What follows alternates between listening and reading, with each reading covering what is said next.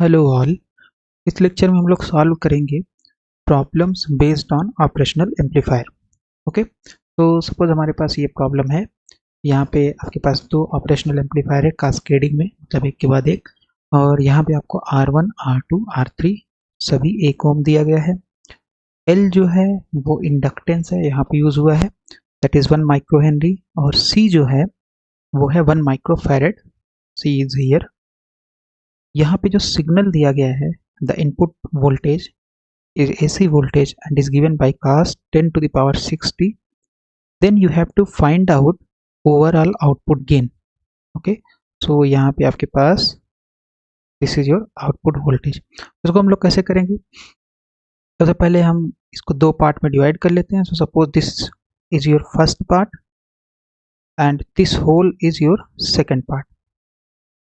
Okay, so ये हो गया। और यहाँ पे अगर हम देखें तो ये इसको हम मान लेते हैं इम्पिडेंस Z1, इसको मान लेते हैं इम्पिडेंस Z2, ये पूरा आपके पास हो गया impedance Z3 and suppose this is your Z4। ठीक है, इतना हो गया। सो वी नो दैट अगर आपके पास इन्वर्टिंग एम्पलीफायर है, so for inverting the output voltage is given by minus ZF upon the feedback impedance। Actual में माइनस RF अपॉन RI होता है, so it is nothing but it is minus RF upon RI into V input। ये formula होता है ना। Basically this is voltage gain V out upon V in। So actual में ये है V out upon V in which is voltage gain. और voltage gain जो होता है वो होता है इन्वर्टिंग के लिए माइनस RF अपॉन RI। ठीक है, सो इस वोल्टेज गेन की वैल्यू यहाँ पे रख दोगे तो ये आ जाएगा V out is equal to minus RF upon RI into V in। Perfectly fine. So ये आपके पास इतना आ गया। और अगर ये इन्वर्टिंग है तो इतना होगा, और इसको अगर हम चाहे तो रेजिस्टेंस को रिप्लेस कर देंगे, क्योंकि यहाँ पे रेजिस्टेंस नहीं, यहाँ पे इंडक्टेंस है और यहाँ पे कैपेसिटेंस भी है। So let's replace resistance bye impedance. So this is ZF and this is your ZI। ठीक है, और अगर यही नॉन इन्वर्टिंग है, suppose this is your non inverting, तो अगर नॉन इन्वर्टिंग है तो उसके लिए क्या हो जाएगा? उसके लिए जो गेन होता है, so the gain is nothing but 1 plus RF upon RI, so that is nothing but ZF upon ZI, और ये V इनपुट हो जाएगा। तो अगर हम ये वाले पार्ट को देखें, द फर्स्ट पार्ट, ये वाला जो पार्ट है यहाँ पे आपके पास ये कैसा एम्पलीफायर है? This is non inverting.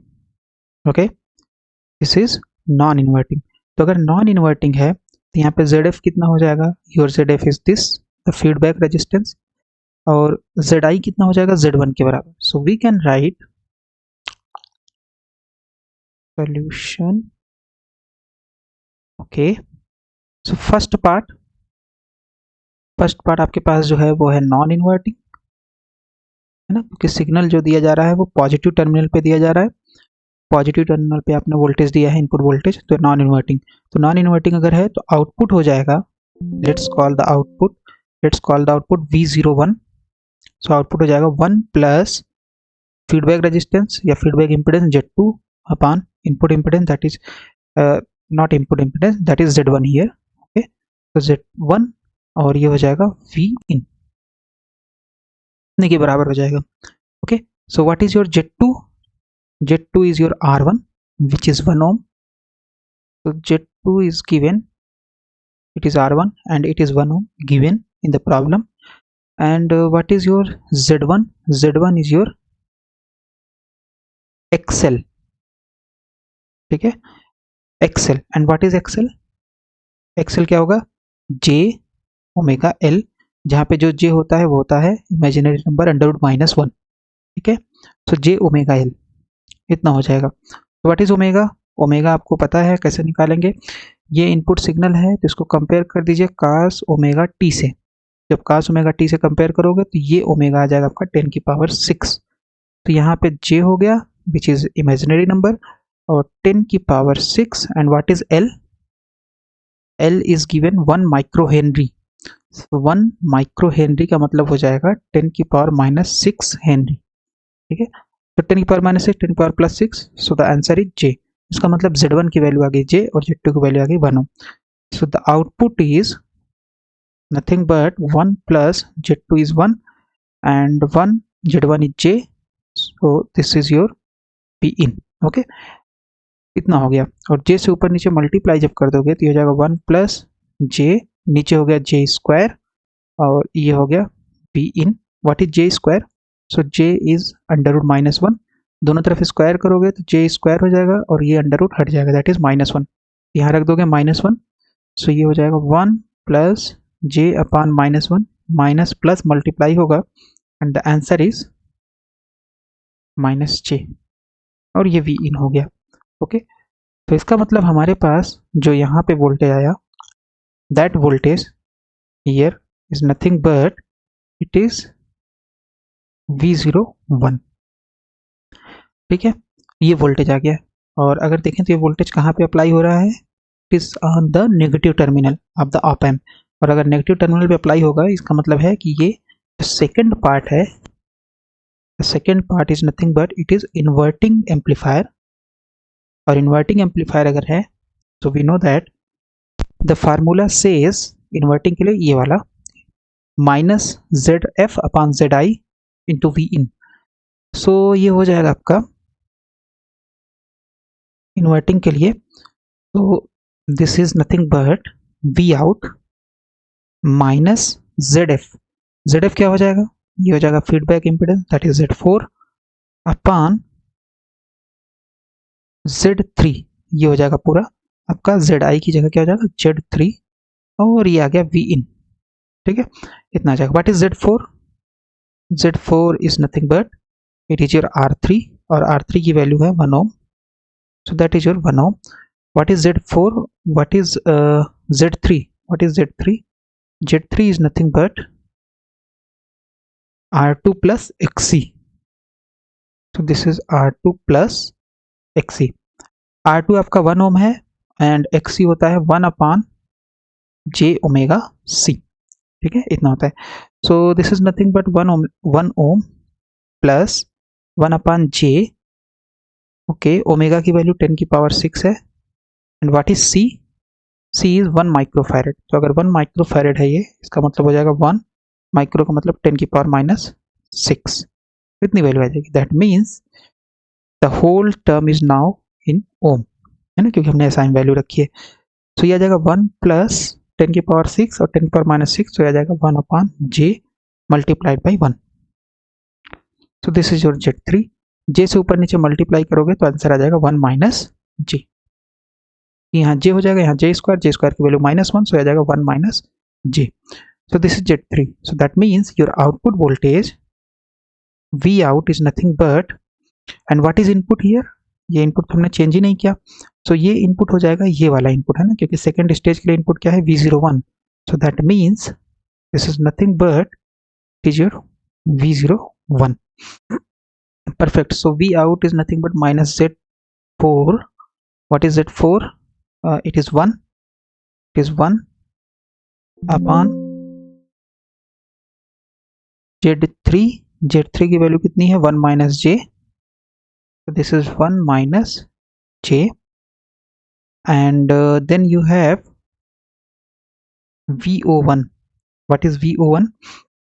So VO1 हो जाएगा आपका VO1 that is 1 minus J, इसकी वैल्यू रख दे रहे हैं 1 minus J V in। 1 minus J cancel and the answer is V out is equal to minus V in, और ये हो जाएगा V out upon V in is equal to -1। and what is this V out upon V in? that is voltage gain, और यही हमें calculate करना था। so that means the gain of the problem is -1। let's solve the second problem। find the expression of the output voltage in terms of V1 and V2। तो यहाँ पे आपके पास दो वोल्टेज है, तो यहाँ पे एक V1 लगा हुआ है नेगेटिव टर्मिनल पे, V2 है आपका पॉजिटिव टर्मिनल पे। ये 3R है, ये R है, R एंड 2R। ओके, सो हम लोग इसको यूज़ करेंगे क्योंकि यहाँ पे डबल वोल्टेज दोनों इंड पॉइंट पे लग रहे हैं या दोनों टर्मिनल पे लग रहे हैं। तो हम लोग क्या करेंगे, इसको कैसे सॉल्व करेंगे? इसको सॉल्व करेंगे सुपर पोजिशन प्रिंसिपल से। मतलब एक बार हम V1 को 0 ले लेंगे, V2 नॉन जीरो होगा, दूसरी बार हम V2 को 0 ले लेंगे, V2 0 हो जाएगा और V1 नॉन जीरो होगा। तो let's take the first case that is V2 is equal to 0, और मान लेते हैं कि आउटपुट जो है that is nothing but V0 1। तो अगर V2 0 है इसका मतलब हो जाएगा ये ग्राउंडेड होगा, ये ग्राउंडेड होगा, और ये आपका ऑप एम्प जो है वो आइडियल है, तो यही सेम 0 वोल्ट यहाँ पे आ जाएगा क्योंकि हमने इसको ग्राउंड कर दिया ना, V2 0 है, तो ये 0 वोल्ट यहाँ आ जाएगा। ओके, ये 0 वोल्ट यहाँ आया तो ये 0 वोल्ट यहाँ भी होगा। परफेक्ट। सो दिस इज 0, और वर्चुअल ग्राउंड की कंडीशन से अगर यहाँ 0 है तो यहाँ भी 0 हो जाएगा। सो ये भी 0 हो गया, ये 0 हो गया। तो करंट जो फ्लो करेगा, करंट कैसे फ्लो करेगा, करंट आपका इस तरीके से जाएगा, यहाँ से करंट V1, यहाँ से करंट जाएगा ऐसे, यहाँ पे 0 वोल्ट, यहाँ पे 0 volt, that means 2R resistance में जो वोल्टेज डिफरेंस है वो कितना है, 0 है। इसका मतलब इधर कोई करंट फ्लो ही नहीं करेगा, करंट सीधा ऐसे चला जाएगा। ठीक है, फिर क्या करंट इधर जाएगा, नहीं, ऑपरेशनल एम्पलीफायर में करंट नहीं जाएगा क्योंकि आइडियल ऑप एम्प है, और आइडियल ऑप एम्प में करंट 0 होता है। तो इसका मतलब ये पूरा करंट इधर चला जाएगा, इधर से इधर चला आएगा। Okay, right. So that means we can simply take this resistance R, 2R आप छोड़ सकते हो, इसका कोई इफेक्ट नहीं होगा, it is ineffective. This is R, this is 3R feedback resistance. So आपके पास क्या आ जाएगा, V आउट, क्योंकि ये कैसा आपके पास एम्पलीफायर होगा, this is inverting amplifier.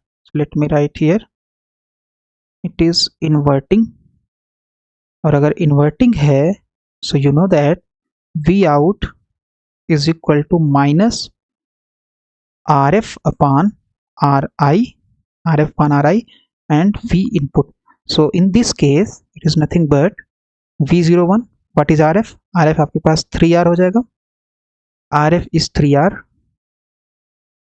and what is RI? RI just R, क्योंकि 2R ineffective है, so it is R, and what is V in? V in is V1, so that means V01 is nothing but minus 3V1, ये value आ जाएगी आपको आपके पास। So that is V output 1 due to only V1। So केवल और केवल V1 के कारण जो आउटपुट आएगा वो आएगा minus 3V1। Okay, let's calculate the second part.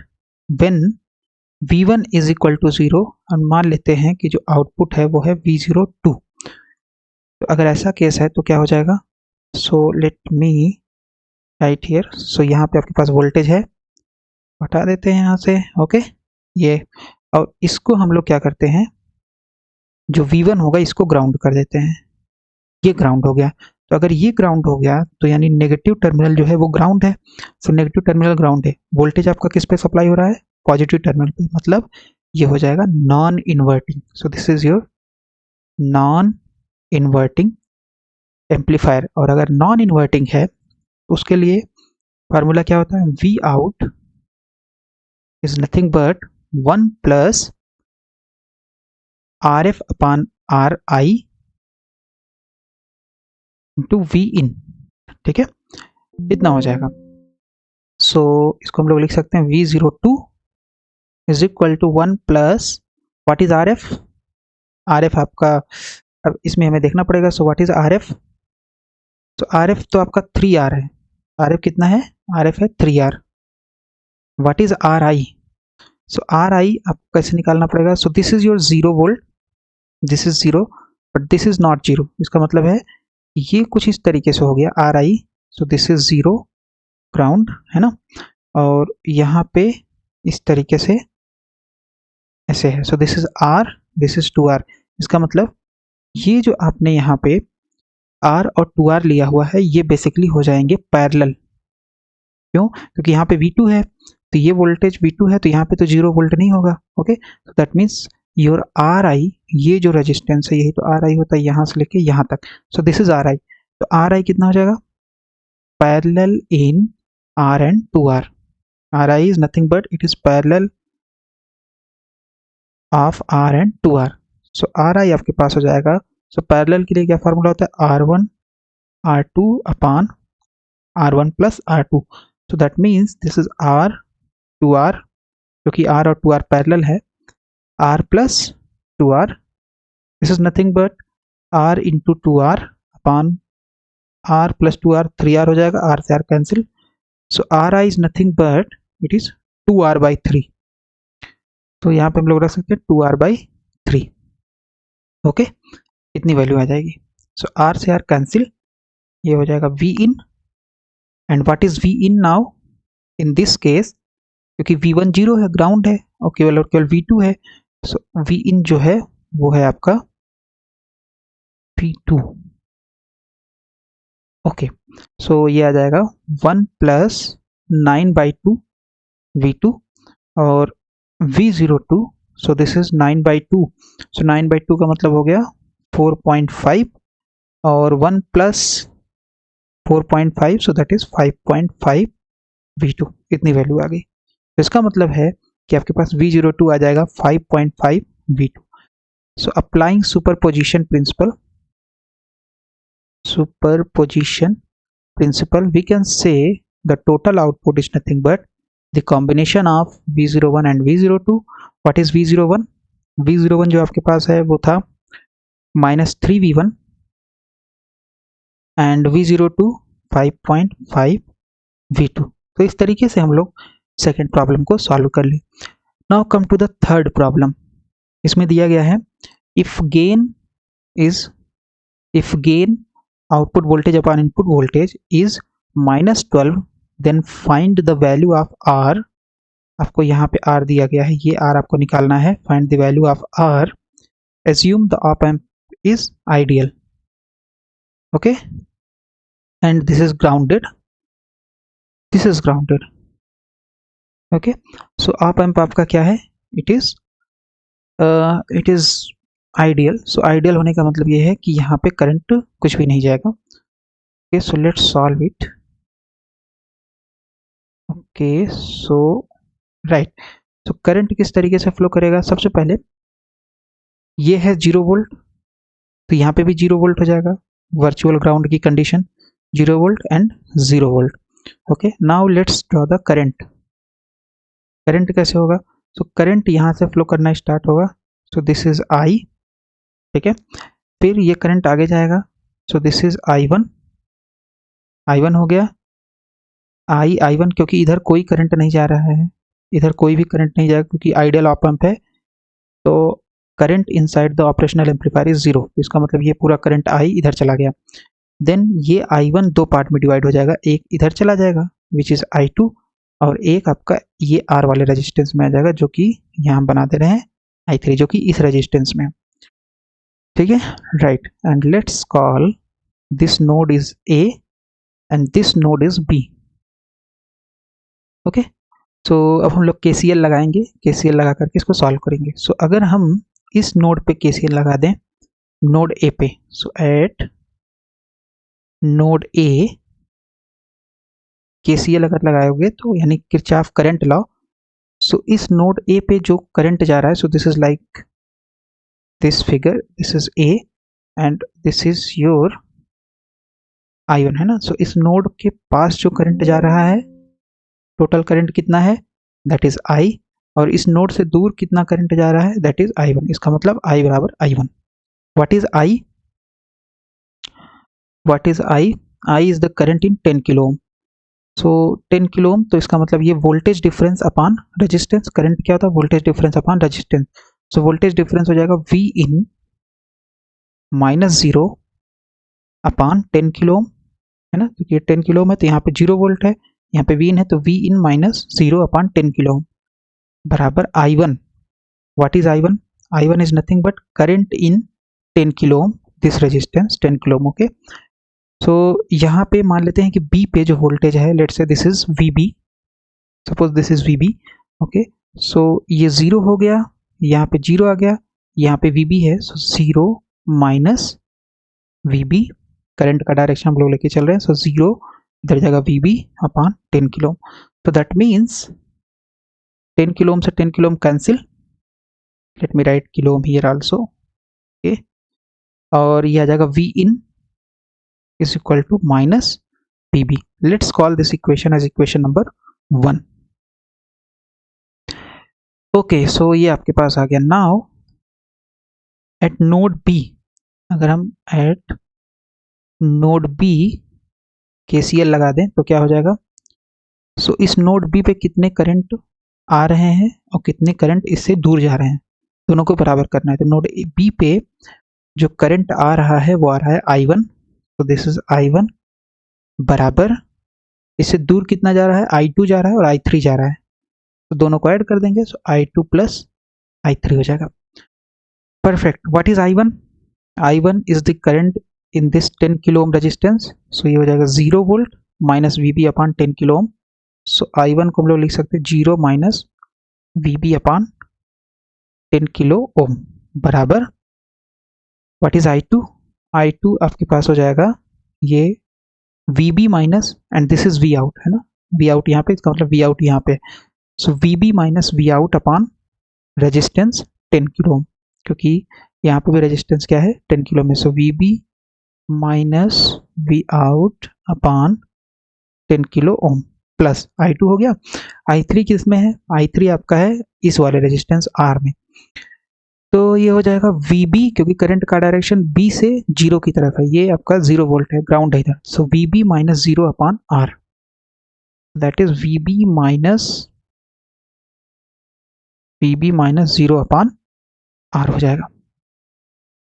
Okay, इतनी वैल्यू आ जाएगी। और इसको अगर हम थोड़ा सा सबको एक साइड ला लें तो ये हो जाएगा VB, और VB कॉमन कर ले है ना, तो ये वाला उधर चला जाएगा, तो दिस इज VB अपॉन, या ऐसा करते हैं इसको पहले अलग अलग कर लेते हैं, सो ये VB ये हो जाएगा उधर चला गया, तो इधर बचा 0, माइनस VB था तो इधर आएगा plus VB upon 10 kilo ohm, right, फिर ये VB upon 10 kilo ohm, okay, फिर minus V out upon 10 kilo ohm, सबको फ्रैक्शन कर ले रहे हैं 10 किलो ओम, फिर इधर plus VB upon R, okay right. So let's take VB common, तो यहाँ सेम ही टर्म है, ये दोनों ऐड होकर के 2 हो जाएंगे, so VB 2 upon 10 kilo ohm, okay, minus V, so VB यहाँ पे है और यहाँ पे, so 2 upon 10 kilo plus 1 upon R, okay, then you have minus V out upon 10 kilo ohm and it is equal to 0, right, इतना आ गया। So let's call this equation as equation 2. Now, right, given V out upon V input is equal to minus 12. So given V out upon V input is equal to minus 12 volt. Sorry, minus 12, not volt, minus 12. So V out will be minus 12 V in, and what is V in? Equation 1 से अगर हम देखें तो V in जो है वो minus VB के बराबर है, so use equation 1 and the answer will be 12 VB। इसका मतलब है कि जो आउटपुट है वो बराबर कितने के है, 12 VB के बराबर। सब्सटीट्यूट इट हियर, सो ये आ जाएगा VB 2 upon 10 kilo ohm plus 1 upon R minus 12 VB upon 10 kilo ohm, okay, is equal to 0। VB common लेकर के काट सकते हैं हम लोग, यहाँ कैंसिल हो गया, तो ये आ गया 2 upon 10 kilo ohm plus 1 upon R minus 12 upon 10 kilo ohm is equal to 0। So ये आपके पास वैल्यू आ गई। नाउ इसको अगर हम सॉल्व करें तो 2 upon 10 kilo ohm minus 12 upon 10 kilo ohm, तो LCM ले लेंगे तो ये आ जाएगा 10 kilo ohm, 2 minus 12 plus 1 upon R plus 1 upon R is equal to 0।